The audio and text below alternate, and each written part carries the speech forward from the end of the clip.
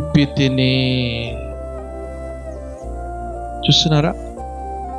ఇది నాన్న మన జీవితాల్లో కూడా మన విశ్వాసము కలిగి ఉంటే దేవుడు మన కొరకు కూడా సిద్ధపరిచి ఉన్నాడు. మన కొరకు కూడా దేవుడు ఏర్పరిచినాడు. హల్లెలూయా.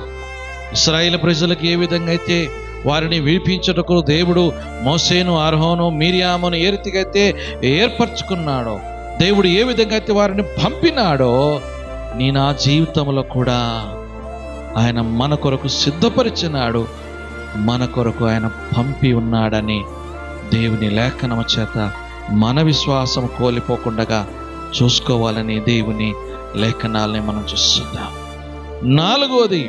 నాలుగోది ఏంటిదంటే శత్రు ఇంట్లోనే